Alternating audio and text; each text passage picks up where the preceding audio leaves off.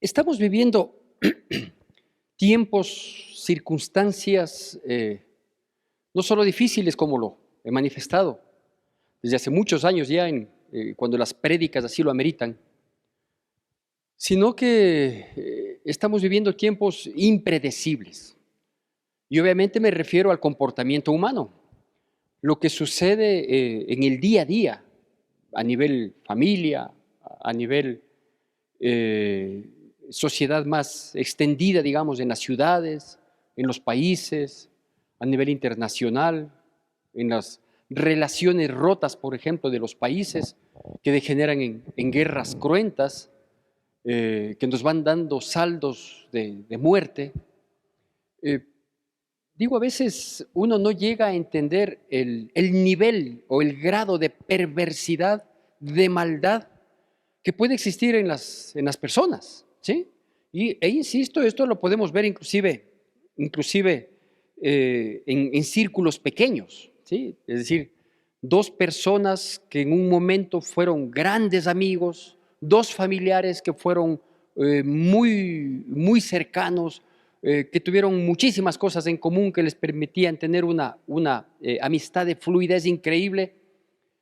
De pronto algo sucede, hay un distanciamiento, una enemistad, y ahí se manifiesta, digo, este grado de perversidad, de maldad, que quizás ni nosotros mismos sabemos que lo tenemos y que en un momento, Dios no permita, sale a flote, ¿no? Esto es algo que entiendo deberá ser estudiado por la sociología, deberá ser estudiado por la psiquiatría, por la psicología, no sé, este comportamiento que lleva a grados de tanta degeneración en este comportamiento que termina siendo, por calificarlo de algún modo, perverso, malvado, ¿no? Y digo, esto vemos en el día a día. ¿Por qué le comento esto? Porque no solo por lo que estamos viviendo hoy en nuestro medio, sino porque hay un personaje de la historia del pueblo de Israel, directamente del reino de Judá, que aparentemente no hay explicación, y de hecho no tengo explicación para esto, no voy a explicar el comportamiento humano porque no soy sociólogo, no soy psicólogo, no soy psiquiatra, apenas percibo los comportamientos para tratar de dar una dirección a la luz de la palabra de Dios, ¿sí? Digo, hay un personaje que no hay mucha relación, mucho entendimiento. Lo que nos deja ver las páginas de la palabra nos permite deducir muy poco. Y este personaje, digo, es un rey de Israel, del reino de Judá, cuando ya el pueblo de Dios se había dividido en los dos reinos, en el reino del norte, en el del sur, en el de Israel y en el de Judá. Este es de Judá, que es hijo de un hombre que hizo bien las cosas, ¿sí? De un hombre que comienza la palabra de Dios diciendo que él hizo lo recto ante los ojos de Jehová, y luego se muestran los datos, digamos así, que se dan del desenvolvimiento de esta persona, y se ve que sí, que hizo lo correcto, que hizo lo bueno, obviamente con su error, con su falencia que en algún momento se tiene, pero que hizo, digamos, por llamarlo de esta manera, no es lo más justo decirlo así, pero para tener un mejor entendimiento, entre lo bueno y lo malo que hizo está en un 85-15, ¿sí? Ya digo, no es que el 15 lo borra al 85, ni que el 85 le opaca al 15, pero por dar algún entendimiento. Y siendo él hijo de un hombre que hizo lo bueno, lo correcto ante los ojos de Dios, él creo que fue el rey de Judá que hizo lo peor, lo más malo, lo inaceptable, lo abominable, lo impresentable, lo hizo este muchacho, ¿no? Y no podemos juzgar también en base a decir, no, era joven, es de la precipitación de los jóvenes. ¿Por qué? Porque aquí viene otra situación. El hijo de este hombre perverso, malvado, terrible, ¿sí? Que heredó el reinado a muy temprana edad, a mucha más temprana que la que comenzó a reinar este personaje malvado, el hijo de él, que comenzó a reinar a los 8 años, dice la palabra, él hizo lo bueno ante los ojos de Dios. Entonces digo, ¿qué explicación hay, no? Cuando un padre hace lo bueno, el hijo hace lo peor, y el hijo de este, ¿sí? La segunda, tercera generación, hacen lo bueno. Por eso digo, nunca estaremos preparados, nuestra mente no alcanza, o nuestras expectativas más que nuestra mente, no alcanzan a avisorar el nivel de maldad y de perversidad que puede llegar a tener una persona, ¿no es cierto? Y obviamente parte de la perversidad es camuflarla en estuches de bondad, de paz, de conciliación, etcétera, etcétera. Antes de decirle cuáles son los versículos que vamos a leer de la palabra de Dios, permítame resumirle lo que se dice de este hombre y que se encuentra tanto en el libro de Segunda de Reyes como en el libro de Segunda de Crónicas. Luego le doy la referencia bíblica para apuntar a los versículos que son necesarios que los veamos literalmente. Bueno, este hombre es nada más y nada menos que el rey Manasés, de quien en ambos capítulos o libros que se habla de los reyes, tanto de Israel como de Judá, dice que hizo lo malo ante los ojos de Dios. Pero yo me voy a permitir resumirle lo que él hizo. Y comienzo por decirle que Manasés es un nombre, como la mayoría de los nombres bíblicos, que tiene un significado, y el significado de este es, Manasés significa que hace olvidar, ¿sí? O es el concepto va más dirigido que es como el consuelo, ¿sí? De lo vivido, el que hace olvidar un pasado doloroso, el que hace olvidar una situación triste, el que hace olvidar una amargura que se está superando, más o menos esa es la idea. De los Manasés destacados de la Biblia está el hijo de José de Egipto, ¿sí? Que nacieron en Egipto, sus 2 hijos, entonces uno de ellos lo puso Manasés. ¿Por qué? Porque era para olvidar todo ese pasado triste que tuvo José de Egipto hasta llegar a ser lo que Dios quiso que llegara a ser y favorecer a su pueblo, usted lo conoce. Bueno, siendo este hombre un hombre cuyo nombre dice que es el que hace olvidar, ciertamente hizo olvidar, pero no lo malo, sino lo bueno de su padre Ezequías. Y dice así, aquí le resumo yo, porque ahí está en estos 2 libros, ¿sí? Manasés hizo lo malo, abominaciones, edificó lugares de adoración satánica, se volcó por completo a la adivinación, al encantamiento, a la gorería y a la adoración de demonios. Edificó altares e imágenes de dioses paganos dentro del templo de Dios. Practicó rituales satánicos como pasar a sus hijos por fuego, que significaba, ya le voy a explicar un poquito más, una consagración a esos ídolos abominables. E indujo, obviamente, como rey que era, al pueblo a que tengan este tipo de prácticas abominables. Y además dice que, como no podía ser de otra manera, derramó mucha sangre inocente. Bueno, no me voy a detener mucho en esto que espeluzna el solo saberlo, pero sí un poquito para despertar la imaginación de lo que esto implica. El pueblo de Dios, el pueblo de Israel, en su conjunto, me refiero antes de que se dividieran los 2 reinos, el de Israel y el de Judá, el pueblo de Israel había recibido una promesa de parte de Dios. Y una promesa que dijo, yo voy a hacer de ti una gran nación, yo voy a bendecirte, yo me voy a encargar de que los que se levanten como enemigos tuyos no prevalezcan, sino que de que tú prevalezcas.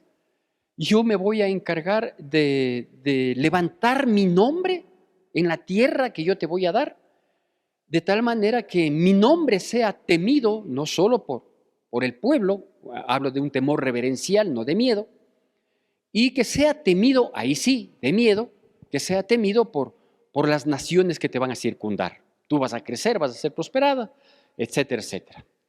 Así comenzó a hacerlo, precisamente con el rey David, el segundo rey de Israel, y le sucede su hijo Salomón, ¿sí? Y Salomón reinó sobre todo Israel, y él tuvo en el corazón de David, que fue traspasado al corazón de Salomón, ¿sí? El deseo no solo de consagrar la ciudad de Jerusalén como el centro espiritual de Israel, sino que a su vez tuvo el deseo David, y lo cumplió Salomón, de levantar un templo, de levantar una edificación consagrada, dedicada a Dios. Y Dios aceptó este anhelo que en el sentido netamente espiritual, no político, en el sentido netamente espiritual, había nacido en el corazón tanto de David como de Salomón su hijo. Y permite que se erija ese templo, un templo majestuoso, no era un templo muy grande, pero majestuoso por demás, porque Dios mismo le da las pautas para la edificación, e inclusive los materiales que tienen que ser usados, y levanta a artífices para que puedan hacer todos los adornos de los costos mayores y de los materiales más preciados, como oro, plata, bronce, etcétera, etcétera, etcétera. Entonces, este templo, aparte de la majestuosidad constructiva y del costo, el verdadero valor de ese templo era que ahí su nombre, el nombre de Dios, iba a ser invocado, ¿sí? Y ahí Dios se iba a manifestar. Y ese era el lugar escogido por Dios para que le adoren. Y ese venía a ser, ya no solo únicamente en el aspecto espiritual, sino en todo aspecto, en el aspecto bélico, político, etcétera, etcétera, iba a ser el lugar de donde iba a salir el poder de Dios, ¿no es cierto? O sea, ahí iban a recibir instrucción las personas encargadas de enfrentar a los enemigos, y Dios iba a hablar a través de sus profetas, y Dios iba a dirigir, etcétera, etcétera. Al punto que llega a decir Dios, dice, y yo no quitaré mi pie de Jerusalén, ciudad consagrada para Dios, ¿sí? Ni tampoco de este lugar, refiriéndose al templo, a este que había sido construido por Salomón. Dice, sino que mi nombre aquí será invocado. Y obviamente, a pesar de que lo dijo, faltaba más, ¿sí? Dice, será un lugar santo, ¿sí? Y así se respetó. Luego se separan el sucesor de Salomón, ¿sí? Y se forma el reino de Israel y el reino de Judá. Cada uno con su capital, cada uno que comienza a forjar su historia. ¿Qué reino se mantenía fiel a las leyes de Dios? El de Judá, ¿sí? Del cual es uno de esos reyes, este muchacho. Y lo digo muchacho porque este hombre dice que tenía 12 años cuando comenzó a reinar. Entonces se entiende que a los 12 años él debía dejarse ayudar, debía dejarse guiar, reconocer que no estaba en la condición de tomar grandes decisiones, más bien procurar ver en su historia quiénes hicieron bien, quiénes hicieron mal, ¿sí? Y seguir lo bueno y alejarse de lo malo. Pero no sucedió eso, ¿sí? De tal manera que cayeron, como yo me permití dar ese pequeño resumen, en todo este tipo de cosas, ¿no? Es decir, en vez de seguir a un Dios santo que les había bendecido, que había sacado de Egipto, que les había dado victoria, que les había otorgado una tierra para que ellos permanezcan ahí, y había despojado esa tierra de los que habitaban antes, etcétera, y una tierra más que fructífera, etcétera, etcétera, y que les había dado victorias en sus antepasados, en los reyes, frente a sus enemigos, etcétera, etcétera. Si yo veo que recibo tanto beneficio de los que hicieron bien conforme a Dios, lo menos que puedo hacer es seguirlo, ¿no? Pero no sucedió así. Y él hace exactamente todo lo contrario. Entonces se va en pos de creencias paganas, abominables, se vuelve un adorador de Satanás, induce al pueblo a que sean adoradores de Satanás porque creó muchos lugares altos en donde se ofrecían sacrificios, a veces hasta humanos, en favor de demonios, de esculturas, de imágenes, dentro del mismo templo sagrado de Dios, el que construyó Salomón. Dentro del mismo tiempo erige unas esculturas para que sean de adoración, pinta en las paredes a los dioses paganos, o sea, atenta contra el Dios todopoderoso, atenta contra el Dios de sus padres. Bueno, arrasa con absolutamente todo. Mientras este muchacho malcriado seguía una tras de otra cometiendo sus errores, sin que nadie le diga nada, quizás con unos pocos acólitos que avivaban su malcriadez, por llamarlo así, Dios le hablaba a él, tanto a él como al pueblo, y le hablaba a través de los profetas, a través de emisarios. Le decían, estás haciendo mal, Manasés, no es correcto, Sí, vuélvete al Dios de tu padre, de nuestros antepasados, al Dios que nos ha bendecido. No quería oír absolutamente nada. ¿Sabe que toda malcriadez deliberada, obsesiva, eh, que, que se manifiesta muchas veces, ¿no es cierto? En toda índole. Usted puede comenzar, escuchaba el otro día en un video que miraba a propósito de las noticias de los últimos días, y decía, por ejemplo, que hay esos niños deliberadamente malcriados, ¿no? Y que son malcriados y que a pesar del castigo, o sea, no solo que ya son llamados la atención, son reprendidos, son advertidos, sino que a pesar del castigo que a veces les duele, pues no quieren corregir. Entonces, digo, por eso, y estoy hablando de un ejemplo de un niño, que el otro día escuchaba este mismo ejemplo, a manera de ejemplo lo escuchaba, ¿sí? Y digo, uno no puede imaginar el nivel de maldad, de perversidad, de capricho que se puede tener. ¿Qué sucede frente a eso? Vea, humanamente hablando, uno dice, si ya hemos agotado todo, si ya hemos agotado todo, ¿ya qué se puede hacer? ¿No es cierto? Ya hemos hablado, hemos conversado, hemos dicho, hemos tratado de hacerle reaccionar, hemos ido por el lado amable, buscando darle recompensas para que corrija su malcriadez, le hemos acolitado, le hemos respaldado hasta cierto punto, a efecto de ver si cambia, y nada. Entonces, y hemos apelado también a hablarle frontalmente, a decirle, y no quiere cambiar, ¿no es cierto? Está ensimismado en su perversidad, en su malicia, ¿sí? ¿Qué podemos hacer? Entonces, ahora sí le pido por favor que vayamos a Segunda de Crónicas, capítulo 33, y vamos a hacer la lectura de la palabra de Dios del versículo 10 al versículo 13. Segunda de Crónicas, capítulo 33, versículos del 10 al 13, como siempre hago yo la lectura de la palabra, y le pido por favor que usted siga con la debida atención y con la reverencia que amerita la palabra de Dios. Dice así, tenemos todos amén. Amén. Dice así. Segunda, el antecedente es desde el versículo 1 del capítulo 33 y ahora vamos a estos versículos que quiero destacarlos, ¿sí? Segunda de Crónicas, capítulo 33, versículo 10, la palabra de Dios dice así, siempre con atención y con la debida reverencia. Y habló Jehová a Manasés y a su pueblo, mas ellos no escucharon. Por lo cual Jehová trajo contra ellos los generales del ejército del rey de los asirios, los cuales aprisionaron con grillos a Manasés y atado con cadenas, lo llevaron a Babilonia. Mas luego que fue puesto en angustia, oró a Jehová su Dios, humillado grandemente en la presencia del Dios de sus padres, y habiendo orado a él, fue atendido, pues Dios oyó su oración y lo restauró a Jerusalén, a su reino. Entonces reconoció Manasés que Jehová era Dios. En realidad son pocos versículos estos, ¿no? Son 11, 2 y 13 los que hablan de un proceso de reivindicación. El 10 no, porque el 10 dice que Dios le hablaba a Manasés y al pueblo y no hacían caso, ¿no es cierto? Entonces digo, a pesar de que son pocos los versículos, 3 versículos apenas, que nos dan esta información, pero la descripción que nos da de lo que tuvo que suceder para que él enmiende, cambie, corrija, ¿sí? La situación mostrada ahí es terrible, es espantosa.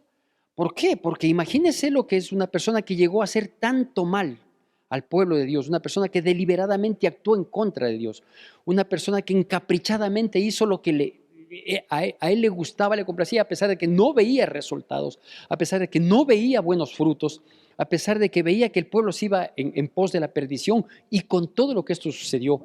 Y en el libro de Segunda de Reyes dice que además él derramó sangre inocente, es decir, todas las vidas que se iban cobrando fruto de su mal gobierno, de su necedad, lo que sucedió es que a él no le importó, o si le importaba poco o nada, ¿sí?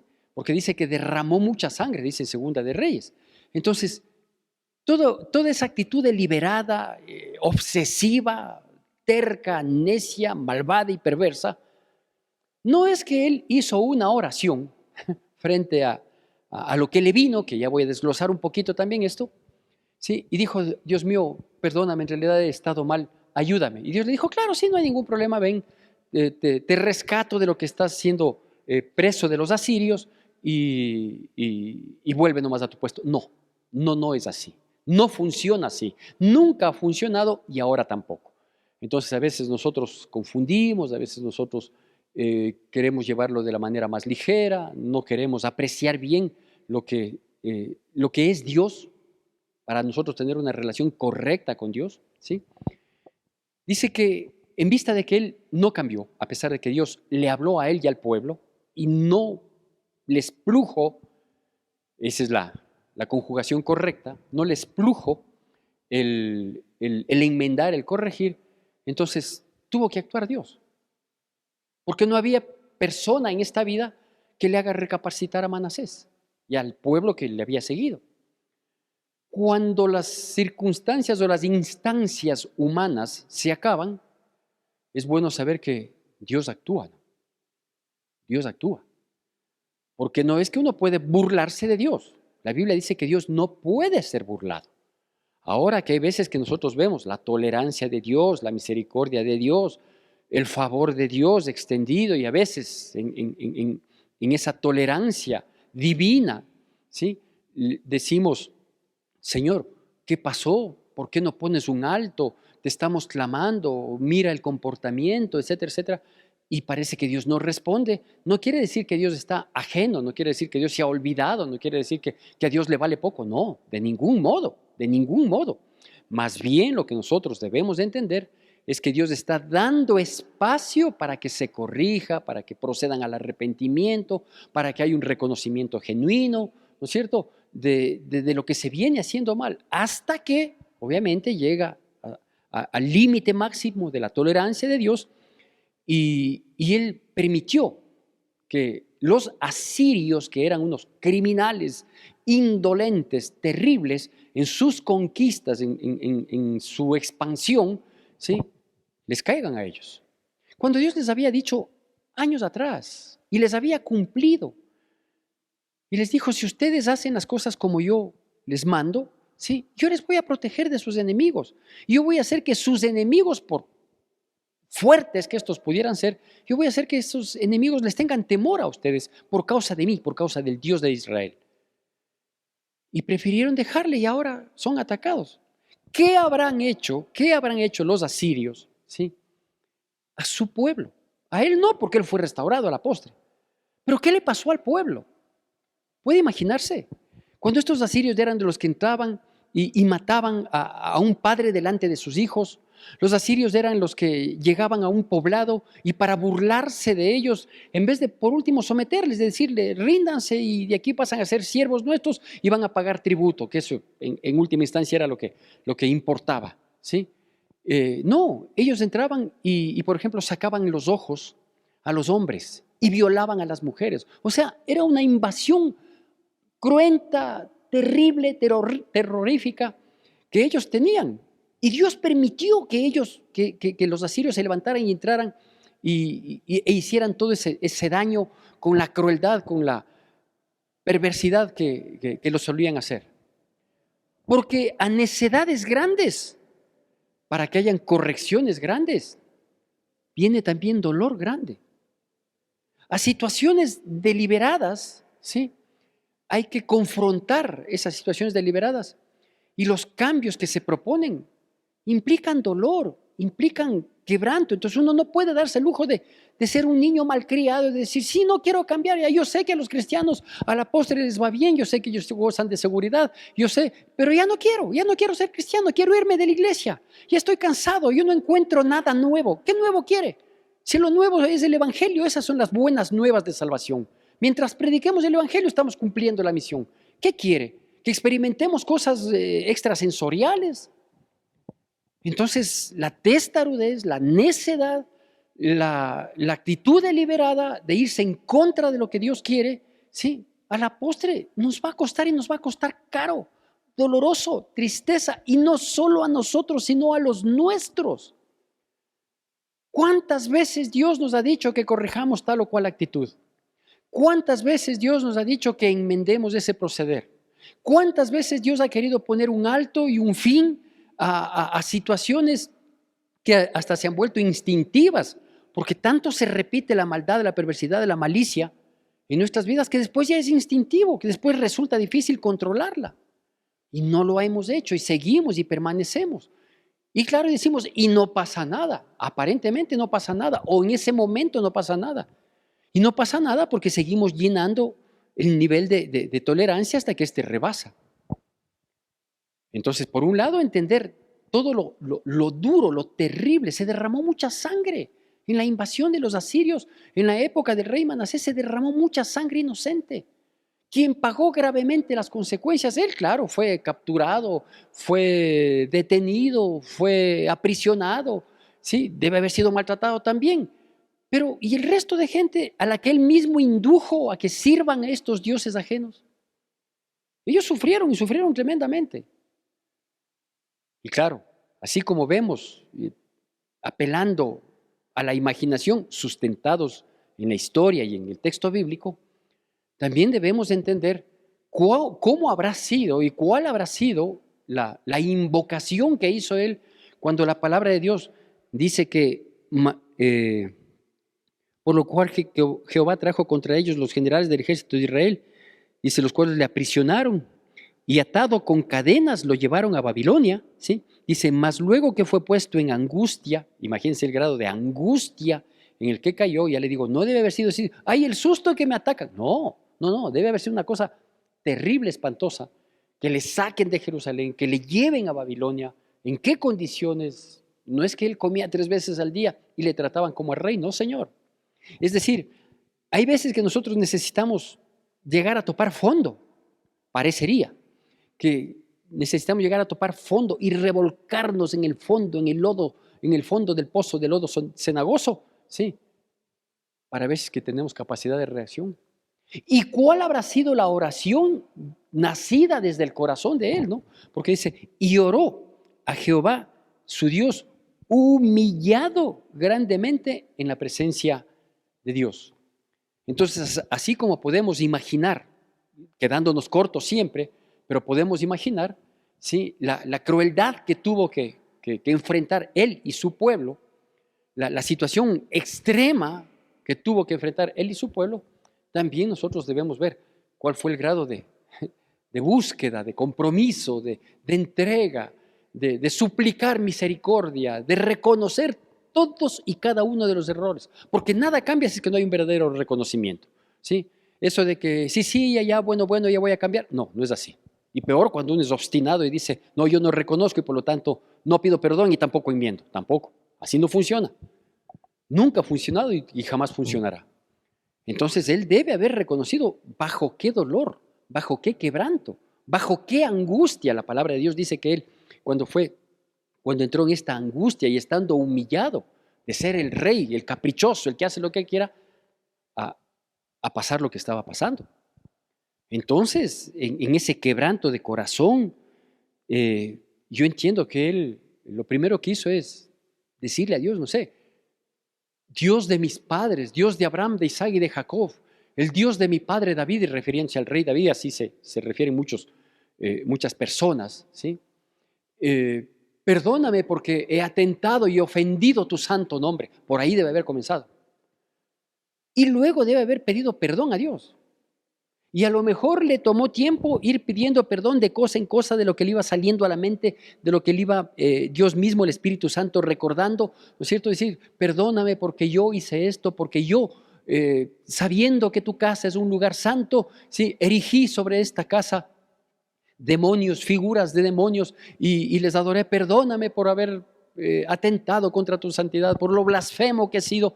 Sí, o sea, ya le digo, vea, no pude investigar el tiempo que él pasó sometido al cruento trato asirio, ¿sí?, para saber también qué tiempo destinó para ponerse a cuentas con Dios.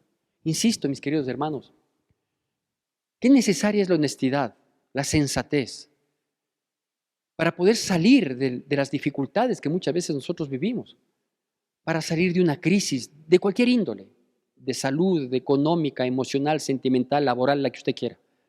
A veces uno dice, sí estoy llorando, pastor, pero no las cosas no se me dan. Es que a lo mejor no estamos mirando y no estamos actuando y no estamos procurando y buscando la presencia de Dios, ¿sí? En la medida que tenemos que hacerlo, porque a lo mejor no estamos reconociendo con sinceridad, con honestidad, con transparencia y dejando que Dios nos recuerde, ¿sí?, las cosas que hemos hecho. Porque no es que ante situaciones terribles una oración, pastor, venga ahora e impóngame las manos y no, no es así. Por eso es que es preferible vivir en santidad. Por eso es que es preferible que si algún error cometemos no sea deliberado, que tengamos bien claro que hay que caminar en santidad, en integridad, que no nos dejemos llevar por el impulso del apetito de hoy, diciendo no, ya, luego, no, porque después pagamos, vea. Y que si es que pagamos un dolor y un quebranto en esta vida por el resto, pero somos perdonados y somos salvos y un día voy a la presencia de Dios para estar con Él en la eternidad. Amén, gloria a Dios. ¿Sí? Y si no, y si además del dolor causado aquí, para ver si es que cambiamos, corregimos, luego vamos a vivir una condenación eterna, ¿qué puede pasar? Si es que no hay un reconocimiento correcto, profundo, un arrepentimiento genuino, puede ser que vayamos a parar en el infierno, además de la situación que aquí pasa. Entonces, hay algo que no puedo explicar, ni tengo entendimiento mínimo en esto, y es saber si es que Dios responde favorablemente a una oración de arrepentimiento, ¿sí?, que a lo mejor sea muy explícita, sea muy, no sé, o a qué tipo o qué puede impresionar a Dios para que acoja, como dice aquí la palabra que leímos, ¿sí? Dios oyó su oración y le restauró a Jerusalén. Dios oyó su oración y le restauró a Jerusalén. ¿Cómo habrá sido esa oración? Más que la expresión idiomática de la oración, yo entiendo que debe haber sido una oración que nació del corazón y una oración que describió su estado anterior más que el actual, más que ahorita estoy aprisionado, más que ahorita, Dios mío, ayúdame, porque ahorita estoy así. Cuando la oración debería comenzar, Dios mío, perdóname porque yo hice este mal, yo causé esta situación, yo soy el culpable, yo soy el único responsable de todo esto. Yo he mantenido esta conducta inadecuada. Por ahí comienza la oración.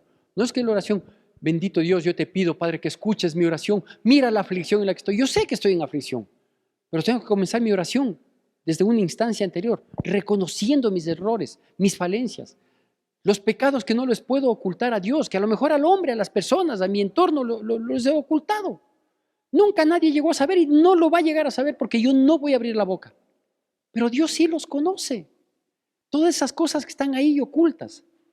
Y conoce no solo el pecado oculto, sino que conoce todos los argumentos que usamos y que también es pecado porque mentimos para mantener ocultos esos pecados que nos avergüenzan. Entonces uno debe tener un real reconocimiento. Y ya para ir terminando, quiero mencionar lo que para que cambien las condiciones, para que cambien las situaciones difíciles que muchas veces vivimos, debe haber no solo una oración que implique, como le manifiesto, primero un reconocimiento de lo mal que hicimos, un arrepentimiento, es decir, una confesión delante de Dios, sino que un verdadero arrepentimiento también lleva un compromiso de cambio, un compromiso de cambio, porque puede haber una oración que nazca del corazón, fruto del dolor que se está viviendo, reconociendo los errores, pidiéndole perdón a Dios, pero si es que no es un arrepentimiento genuino, lo más probable es que volvamos a caer en lo mismo, ¿sí? Y que aquello que nos causó tanto dolor, la causa del dolor, que son nuestras malas acciones, nuestras malas decisiones, nuestras malas actitudes, ¿sí?, vuelvan a aparecer en nuestras vidas. De hecho, estamos muy proclives a que eso suceda. ¿Por qué? Porque somos seres humanos con una naturaleza pecaminosa. Entonces, también detener ese pasado, ¿sí?, en primera instancia no es tan simple. Luego, cuando ya somos obedientes y perseveramos, Obviamente tenemos mucha más clara la película y sabemos qué pasos tenemos que dar, y también sabemos cómo tenemos que enfrentar esta situación huyendo de la tentación, de la provocación que nos llevó a cometer esos errores. ¿Cómo me he permitido llamarle a esta charla? A pesar de que la Biblia no desglosa, pero sí podemos entenderla, le he llamado el valor de una oración genuina. El valor de una oración genuina. ¿Por qué? Porque es increíble la perversidad y maldad de este hombre, Manasés, y que Dios le haya rescatado y le haya restituido a su trono. Es porque hubo una oración genuina, de todo corazón, honesta por demás, aceptando, digo, toda la responsabilidad de lo sucedido, no barajándose, no echando la culpa al resto, no buscando el disipar la culpa y decir, sí, yo hice esto, pero es que él bien podía haber dicho, yo propuse y el pueblo siguió. No, él debe haber dicho, yo le impulsé al pueblo a que haga esto, yo le impulsé al pueblo, que es muy distinto decir, no, yo hice y el pueblo me siguió. No. Entonces el valor de una oración genuina implica que primero sea nacida del corazón, que sea corroborada por la razón, con una correcta intención, es decir, volver a un estado de paz, de armonía con Dios primero y luego con el prójimo, ¿sí? Que nos permita esa oración, digo, nacida del corazón, corroborada por la razón y con un verdadero compromiso de cambio, de enmienda, que Dios nos pueda reinsertar en su plan, porque el pecado nos aparta de Dios. Un verdadero reconocimiento, un arrepentimiento genuino y un firme propósito de enmienda nos reencausa en el plan de Dios, que tanta falta nos hace, ¿no?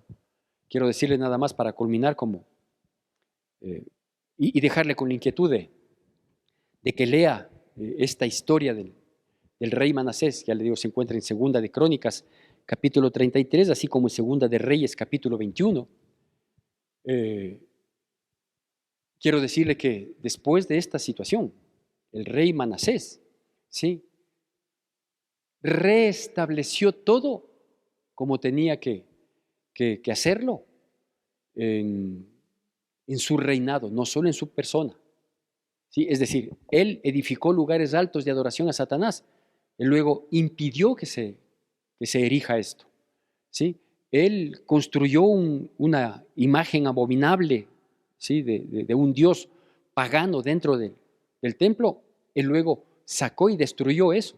Limpió las paredes que se habían grafiteado con tanto satanismo, ¿sí? Entonces él no solo que se arrepintió, no solo que reconoció, no solo que confesó, sino que también restituyó. Algún momento hablaremos de este tema, de restituir, porque no es que ya robé, ya me beneficié, que es uno de los pecados tan comunes hoy en día, ¿no?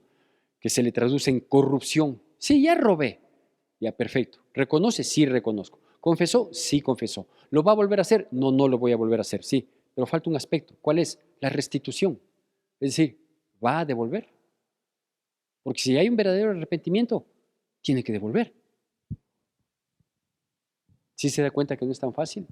Entonces hay mucha gente que reconoció su pecado de corrupción, que confesó su pecado de corrupción, que está arrepentido y que no lo va a volver a hacer, ¿sí? Pero si no devuelve, si no restituye, ¿cuántos irán al infierno convencidos de que se arrepintieron? Pero de eso habrá oportunidad de compartirlo. Solo quiero concluir con esto. Una oración genuina, nacida del corazón, corroborada por la razón, con una correcta intención, que es la de restituir el daño causado, nos reinserta en el plan de Dios. Que Dios nos ayude a mantenernos firmes en los caminos del Señor. Que Dios nos ayude también, y sí, el Espíritu Santo está para esto, a que nosotros podamos tener un autoanálisis, ¿sí?, una introspección espiritual, llamémosle así, Que nos ayude el Espíritu Santo a reconocer verdaderamente nuestras actitudes, nuestras palabras que hayamos dicho, que hayamos adquirido, acciones permanentes de nuestras vidas que se volvieron una costumbre y por lo tanto ya ni siquiera nos remordía la conciencia. ¿Y por qué digo que hay que pedir al Espíritu Santo? Y hay que hacerlo así, decirle, Dios mío, estoy atravesando esta crisis, estoy atravesando esta situación de la cual veo que no puedo salir, y cuando tú me ofreciste una vida y vida en abundancia, de tal manera que yo quiero, Señor, que tú me muestres. Yo sé que yo soy la persona que debo haber puesto el tropiezo, eso es indudable. Así que te pido, Espíritu Santo, que me reveles, que me ayudes, ¿sí? Y el Espíritu Santo, que es el que convence de justicia, pecado y de juicio, nos va a mostrar a efecto de que nosotros reconozcamos, confesemos y nos apartemos. Que Dios tenga misericordia de su pueblo, que Dios bendiga poderosamente nuestras vidas en Cristo Jesús. Que la gracia de nuestro Señor Jesucristo, el amor de Dios nuestro Padre, la comunión y consolación de su Santo Espíritu sea con todos y cada uno de nosotros, y el pueblo de Dios, que es el pueblo más feliz sobre la faz de la tierra, dice: Amén.